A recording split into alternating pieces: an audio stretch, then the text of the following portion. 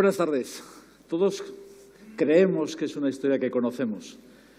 Un investigador, Alexander Fleming, septiembre de 1928, trabajando en el Hospital St. Mary de Londres, de repente, según él contó a la prensa, por una ventana abierta debió entrar una espora de un hongo que cayó en una placa de cultivo y de repente, alrededor del hongo no crecían las bacterias ya y fue el primer antibiótico, la penicilina. Sin embargo, si empiezas a rascar un poco, hay un montón de cosas que no encajan. Y yo lo que quiero en estos 10 minutos es contaros que la historia real, la verdadera ciencia, es mucho más apasionante que cualquier mitología creada para fabricar un héroe. Cuando intentaron hacer un documental sobre el descubrimiento de Fleming, vieron que las ventanas no abrían. ¿Cómo demonios entró la espora? ¿Por qué mintió Fleming? Porque probablemente el Comité Nobel estaba ya deliberando y buscando candidatos y no era muy bueno contar que probablemente la espora venía del departamento de micología que había en el piso de abajo y aquello era un desastre con las esporas flotando por el instituto. ¿Por qué un hospital tenía un investigador a tiempo completo? Pues no porque fuera un gran investigador, sino porque era un gran tirador. Y el médico que dirigía el equipo de tiro de Londres quería poder seguir contando con él, por lo cual le buscó una plaza en un hospital de la ciudad. ¿Y por qué, si fue uno de los descubrimientos más impresionantes del siglo XX, durante 10 años nadie volvió a hacer nada con la penicilina? No lo prestó ninguna atención, no hubo el menor interés. Pues porque realmente pensaban que aquello no serviría para nada, que muchas veces era simplemente un detalle curioso y que era una competencia entre un hongo y una bacteria para controlar un territorio. Nunca pensaron que aquello podría servir para salvar una vida. La historia es aún mucho más complicada y se dice que Fleming le había pagado la carrera el padre de Winston Churchill, Lord Randolph Churchill, pero en realidad se pagó la carrera con la herencia de su tío. Y simplemente a Churchill hubo que salvarle en plena Segunda Guerra Mundial con sulfamidas, que era lo que había en aquel momento, que era un producto alemán y no era muy buena propaganda contar lo que los ingleses no tenían sulfamidas en esos momentos. Bueno, así era el mundo en aquellos momentos pre-penicilina. Esto es un niño con sífilis congénita. Pero en Londres y en París, 1 de cada 12 hombres tenía sífilis. Y los hospitales psiquiátricos estaban atiborrados de gente con neurosífilis, que desarrollaba una demencia. Y no teníamos absolutamente nada que valiese en esos momentos. Y este era Fleming. Y él descubrió aquella cosa curiosa que en aquellos momentos era investigación básica. A todos los que se entrevistó posteriormente, dicen, había cantidad de cosas que hacían que dejase de crecer un microorganismo. Lo que pasa es que la mayoría mataba a los mamíferos en los que se probaba. Y este hongo, el hongo del pan, el penicillium, fue el responsable de esta revolución que salvó millones de vidas y que lo sigue haciendo. Aquí vemos una de estas placas donde están creciendo y donde alrededor hay esos halos de bacterias que no crecen más. Y estos son los que continuaron, los que 10 años después, como es de verdad la ciencia, cogieron aquel dato y dijeron esto puede ser importante. Y este es Florey, que era el hijo de un inmigrante, y este es Chain, que era esa cosa que ahora parece que nos avergüenza, que es un refugiado. Y Chain llegó a Inglaterra con la magnífica cantidad de 10 libras en el bolsillo. Esta gente pidió un proyecto de investigación y se lo dieron. Les dieron 25 libras. No 25.000, 25. Con lo cual supongo que les daría para comprar 4 o 5 placas. Afortunadamente la Fundación Rockefeller les dio 5.000 libras. Solo para un año porque pensaban que Inglaterra perdería la guerra. Y empezaron a cultivar la penicilina. Y lo hicieron con todo lo que pillaban. Aquí veis con lecheras, pero probaron cajas de galletas, bidones de gasolina.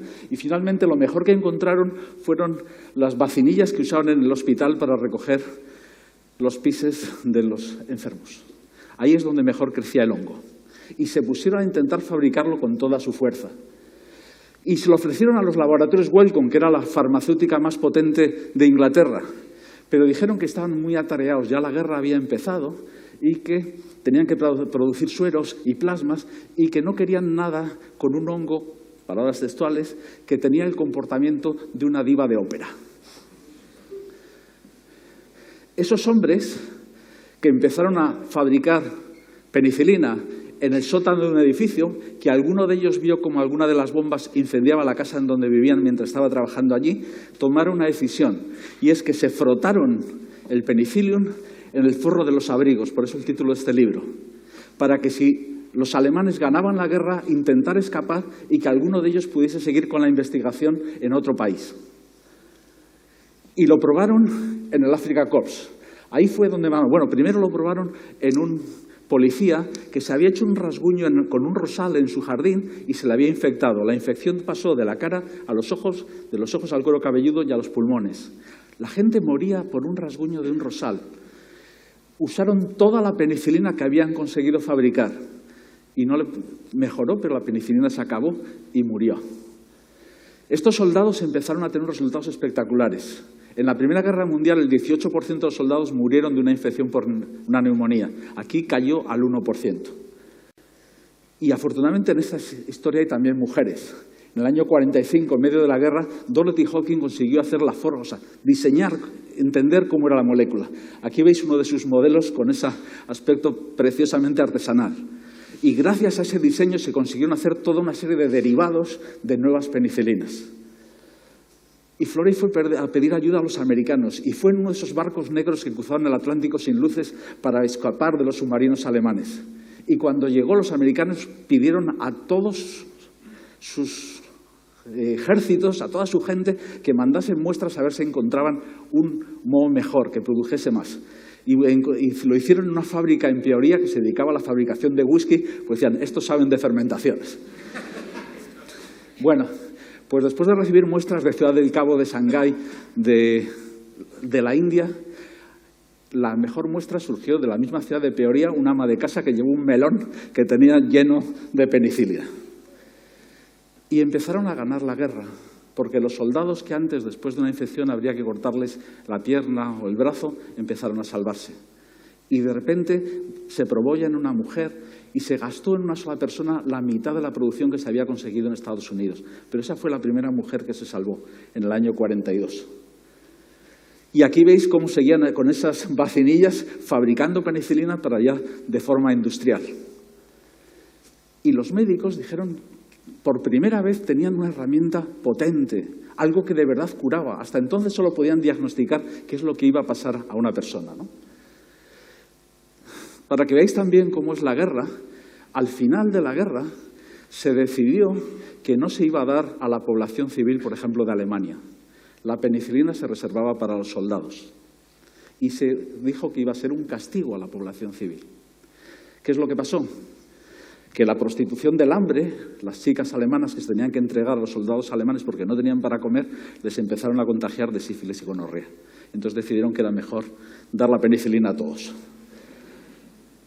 Y el moho del profesor Fleming, que jamás volvió a trabajar con penicilina, está en el Museo Británico para todos aquellos que queráis ver. Y a partir de esos trabajos, como de Dorothy Hawking, fuimos probando toda una serie de derivados de las penicilinas y nuevas penicilinas, como veis, con esos halos que eran su eficacia contra distintos tipos de microorganismos. ¿Cuál es el problema? Que esta historia no sabemos si tiene final feliz. Aquí veis el desarrollo de las resistencias a antibióticos. Tenemos microorganismos que consiguen defenderse de los antibióticos. Y en el caso de la primera, de la penicilina, pues aquí lo veis. Desde el año 43, que es cuando por primera vez tuvimos una penicilina que fabricábamos ya en grandes cantidades, surgió la resistencia en el año 65, 22 años. Tardamos en tener una resistencia. Pero lo último que hemos descubierto, el último antibiótico, la ceftanolina, en el 2010, un año después, ya teníamos resistencias contra ella. No podemos dejar un mundo peor a nuestros hijos. Nosotros recibimos de nuestros padres un mundo con antibióticos. No podemos dejarlos un mundo sin antibióticos. Y en recuerdo, si Natalia es la más grande, acordaros que este año murió el más grande. Cuando uno de sus hijos quería dejar de estudiar, él le dijo esto. Quédate en la universidad, porque si lograron sacar penicilina del hongo del pan, algo bueno podrán sacar de ti. Muchas gracias.